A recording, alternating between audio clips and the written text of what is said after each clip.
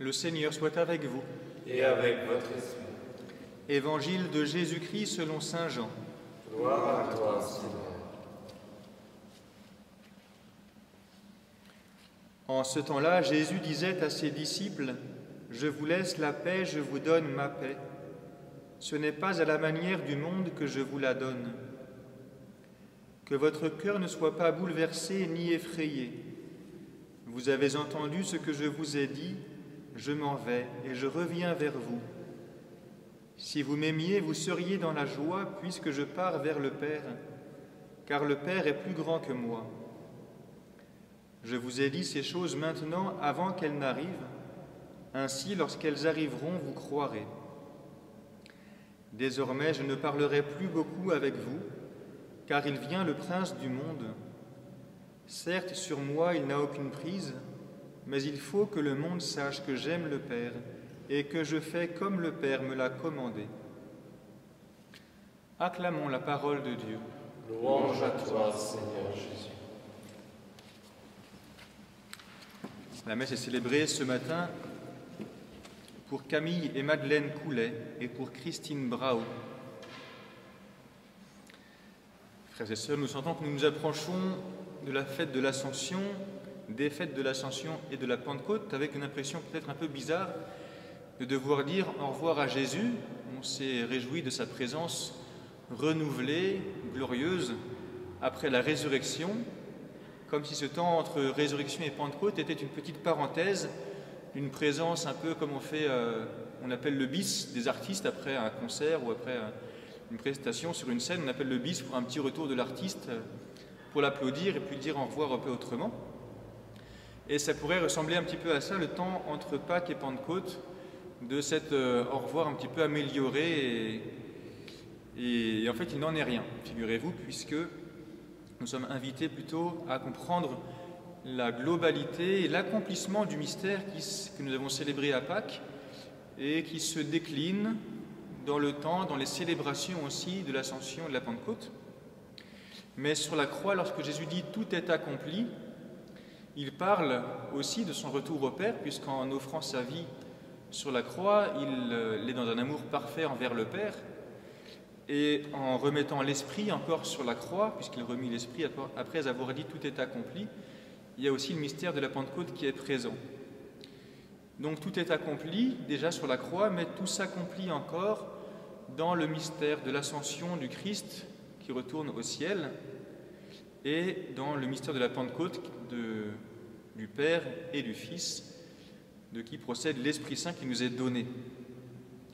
Donc il s'agit plutôt de rentrer dans une complète compréhension du mystère pascal.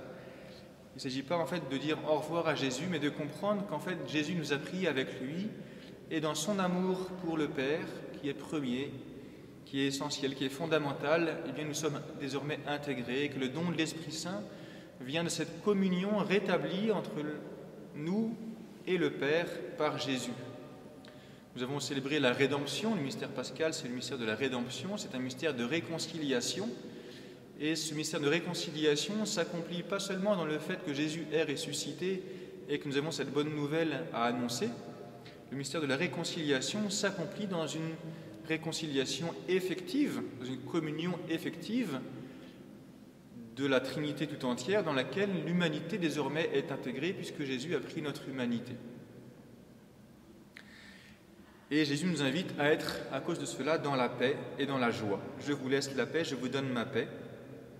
Vous seriez dans la joie, si vous m'aimiez, vous seriez dans la joie. Donc, il ne s'agit pas de s'attrister de cet accomplissement, mais au contraire de s'en réjouir et d'en vivre désormais davantage, notamment en cultivant peut-être cette notion de paix. Je vous laisse la paix, je vous donne ma paix. Ce n'est pas à la manière du monde que je vous la donne.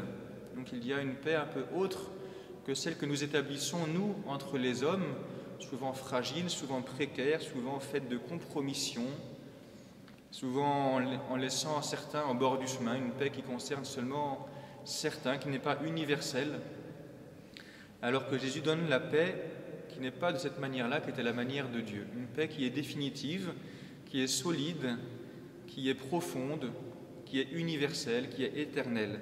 Et cette paix, elle nous est donnée. Je vous laisse la paix, je vous donne ma paix. Essayons peut-être, pour nous préparer déjà à célébrer cet accomplissement du mystère pascal dans les fêtes de l'Ascension et de la Pentecôte, essayons déjà de vivre de ce qui nous est donné déjà aujourd'hui, cette paix qui vient de la réconciliation, de la réunification, de la réunion, de la communion du Père, du Fils et de l'Esprit Saint dans laquelle nous sommes intégrés, et donc déborde sur nous cette paix et cette joie. Puissions-nous aujourd'hui en particulier peut-être prier pour la paix profonde entre les nations, la paix vraie, et puis aussi être artisans de paix nous-mêmes. Heureux les artisans de paix, ils seront appelés fils de Dieu. Artisans de paix, bien c'est aussi chercher à recevoir la paix qui nous vient de Dieu, c'est-à-dire peut-être en puisant dans notre foi, dans notre espérance, dans notre charité, de quoi vivre dans cette paix que Dieu nous donne. Dans la foi, parce que nous savons qu'elle nous vient de l'union à Dieu, ce n'est pas une paix que nous fabriquons, c'est une paix que nous recevons d'une participation à la vie de Dieu. C'est une paix que nous recevons aussi du fait de notre espérance éternelle, notre espérance que toute justice sera accomplie un jour, et cela rassure, parce que l'inquiétude vient aussi du manque de justice, et la paix souvent établit une certaine justice, rétablit une certaine justice, parfois seulement une partie. Et la paix que nous recevons de Dieu établit une justice universelle.